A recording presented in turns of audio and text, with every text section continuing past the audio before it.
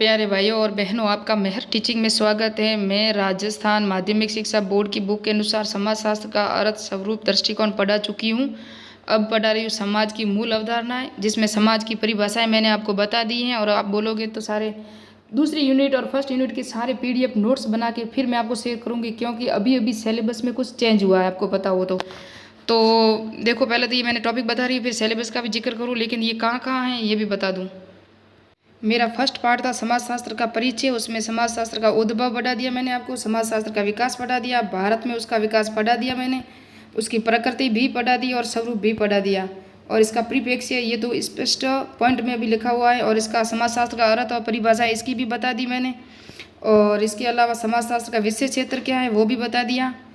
इसके बाद नेक्स्ट दूसरी यूनिट क्या थी हमारी, समाज की मूल अवधारणाएं। तो ये थी समाज की मूल अवधारणाएं, जिसमें समाज, समुदाय, ये तीनों और समूह, प्रशस्ति, भूमिका, सारा ये पूरा पाठ हमको पढ़ना पड़ेगा। जिसमें मैंने समाज की परिभाषाएं और अर्थ तो बता दिया था, लेकिन मैं यहाँ आई थी, 4 विद्वानों ने दी थी। अब समाज की अवधारणाएं, समाज की अवधारणा मैकावर पेज के अनुसार है, इसलिए मैं बता रही हूँ कि ये राजस्थान बोर्ड बुक की है। तो मैं चाहती हूँ कि पहले मैं इसको सारा पढ़ डालूँ, फिर NCERT की सोशोलॉजी को सारे जितने नोट्स होंगे दोनों मिला के मैं नोट्स बताऊंगी, क्योंकि सेकंड ग्रेड का मैंने भी फॉर्म भरा है। क्योंकि इस पर स्पष्ट लिखा हुआ है कि आजकल न्यू सिलेबस आया है, वो सिलेबस हमको NCERT की ओर अंकित करता है और NCERT के अनुसार ही चलेगा, इसलिए हमको NCERT के अनुसार ही पढ़ना है। तो अब हम समाज की अवधारणा, अब आपको RBSC के दिखा दूँ इंपॉर्टेंट नोट्स, और वही वो NCERT में होंगे तो वापस नोट डाउन नहीं करूँगी, और न्यू जो कोई मिलेगा वो नोट डाउन करके मैं PDF नोट्स बनाऊँगी। मैंने नहीं बनाए पूरे, क्योंकि मुझे पता था कि सिलेबस चेंज होगा, इसलिए चेंज हुआ है और NCERT के अनुसार ही चलेगा अब सब कुछ। क्योंकि हमारी राजस्थान में भी NCERT बुक चल रही है, तो अब NCERT के अनुसार ही हमको भी चलना होगा। तो मैकावर पेज ने समाज की रीतियों और कार्य प्रणालियों को, अधिकार और पारस्परिक सहायता की, अनेक समूह विभागों के मानव व्यवहार के नियंत्रणों तथा स्वतंत्रताओं को एक व्यवस्था दी।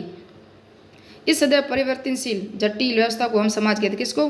परिवर्तनशील और जटिल व्यवस्था को भी हम समाज कहते हैं। सामाजिक संबंधों का जाल है, ये मैकावर पेज ने कहा था, हमेशा परिवर्तन होता रहता है। आपने समाज को सामाजिक संबंधों का जाल अवश्य कहा, लेकिन साथ ही उन आधारों पर अथवा महत्वपूर्ण तथ्यों का उल्लेखन भी किया, जिसकी सहायता से सामाजिक संबंध एक जटिल व्यवस्था का रूप ग्रहण करते हैं, एक सामाजिक संस्था को निर्मित करते हैं। इस परिभाषा के आधार पर मैकावर पेज ने समाज के विभिन्न महत्वपूर्ण आधार और तत्वों पर प्रकाश डाला। उसकी क्या क्या थे आधार और तत्व, जिसमें रीतियाँ बताया उन्होंने, कार्य प्रणाली बताई समाज की, और उन्होंने बताया कि अधिकार क्या क्या है समाज में, और पारस्परिक सहायता क्या क्या है, समूह और विभाग क्या क्या है, और मानव व्यवहार का नियंत्रण क्या है। 6 पॉइंट है। अभी इसके आगे और कोई पॉइंट होगा तो एक स्वतंत्रता भी है, और एक और स्वतंत्रता। 7 पॉइंट को हमको नोट डाउन करना है, और आगे देखते हैं अगर कुछ होगा तो वो भी हम आपको बताएंगे। नहीं, अब समाज की विशेषता आएगी उसके बाद। तो यही टॉपिक है, और जिसको हम पूरा पढ़ना है। 7 पॉइंट है, उसको नोट डाउन भी करना है, कि जिसमें हमें समाज की अवधारणा के रूप में क्या क्या पढ़ना है मैकावर पेज के अनुसार। जिसमें पहली तो क्या थी, रीतियाँ। रीतियों में क्या है, रीतियाँ और प्रथाएं जो हम पता है हम समाज में रहते हैं, समाज में ये निर्माण का आधार का रूप कारण करती हैं, रूप में कार्य करती है, आधार के रूप में, और समाज में व्यवस्था बनाए रखने में महत्वपूर्ण भूमिका निभाती हैं। समाज के जीवन के विभिन्न पहलुओं के संबंधित अनेक रीतियाँ पाई जाती हैं, जैसे खान पान, रहन सहन, वेशभूषा, विवाह, धर्म, जाति, शिक्षा, सभी तो रीतियाँ ही हमारे, कि ये हमारे रिवाज हैं। ये रीतियाँ सामाजिकरण की प्रक्रिया के दौरान पीढ़ी दर पीढ़ी हस्तांतरित होती रहती है। सही है कि हमारे पूर्वजों ने ये किया था, हम ये कर रहे हैं। अगर हम कुछ गलत कर रहे हैं तो कह रहे कि ये हमारे समाज की रीति नहीं है। आजकल तो लोग रीतियाँ छोड़ के कुछ न्यू मॉडल आ गए, इसी तरह कहते हैं ना। कार्य प्रणालियाँ समाज के प्रमुख आधार माना। मैकावर पेज ने सामूहिक रूप से कार्य करने की प्रणालियों को संस्थाओं के नाम से पुकारा। क्या संस्था बताया उनको, किसको? कार्य प्रणालियों को।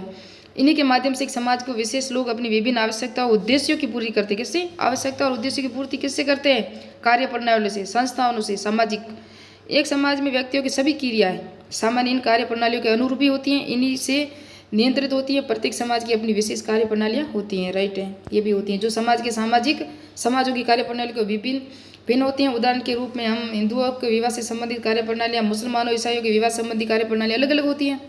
अलग अलग रिवाज होते हैं, हिंदुओं में अलग होते हैं, मुसलमानों में अलग होते हैं, ईसाइयों में अलग होते हैं, जैनों में अलग होते हैं, बुद्धिज्म में अलग होते हैं।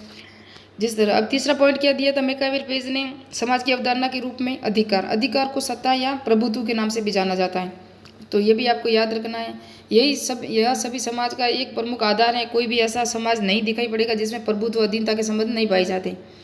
तो अब तो वीडियो तो बड़ा हो रहा है, लेकिन अब अधिकारी बताएंगे, उसके बाद मैं आपको नेक्स्ट में दूसरी वीडियो में बताऊंगी। और समाज में अनेक संगठन, समूह, समिति आदि होते हैं जिनके कार्य संचालन, सदस्यों के व्यवहार नियंत्रण बनाए रखने के लिए कुछ व्यक्तियों के पास अधिकार, शक्ति या सत्ता का होना आवश्यक है। इसके अभाव में व्यवस्था और शांति बनाए रखना संभव नहीं। कोई न कोई तो एक लीडर होना ही चाहिए। परिवार में यह अधिकार शक्ति कर्ता के पास है, यानी कि परिवार का मुखिया होता है कि बड़ों को पूछ के काम करना चाहिए। यही हमारा उदाहरण है। जाति में पंच होते हैं, हमारी जाति में भी कुछ पंच होते हैं, कुछ बड़े लोग होते हैं, उसके पास जाया जाता है। गांव में मुखिया के पास केंद्रित होते हैं, अधिकार बड़े बड़े के पास होते हैं। स्कूल में तो आपको पता है प्रिंसिपल, कॉलेज में प्रिंसिपल, स्कूल में हेडमास्टर, आर्थिक संगठन, धार्मिक संगठन आदि किसी न किसी व्यक्ति के पास अधिकार या सत्ता सदैव ही मौजूद रहती है। वर्तमान समय में जटिल समाजों के अधिकार यह सत्ता कार्य प्रणालियां न्यायपालिका में केंद्रित है, जो व्यवस्था बनाए रखने की दृष्टि से महत्वपूर्ण भूमिका निभाती है। तो आपको पता है हमारे देश में न्यायपालिका भी स्वतंत्र न्यायपालिका है, और हमारे देश के प्रधानमंत्री वो भी तो उनके पास अधिकार है देश को चलाने का, और न्यायपालिका के पास भी अधिकार है हमको न्याय दिलाने का। इसी तरह अधिकार टॉपिक आ गया, उसकी पारस्परिक सहायता, ये चौथा पॉइंट हम नेक्स्ट वीडियो में पढ़ेंगे। फिर उसके धीरे धीरे नोट्स बनाऊंगी एनसीईआरटी के अनुसार, साथ ही पढ़ के नेक्स्ट पार्ट में हम सारे पूरे करेंगे, और उसके बाद और समाज की विशेषताएं पढ़ेंगे। Thank you watching my video. जय हिंद, जय भारत।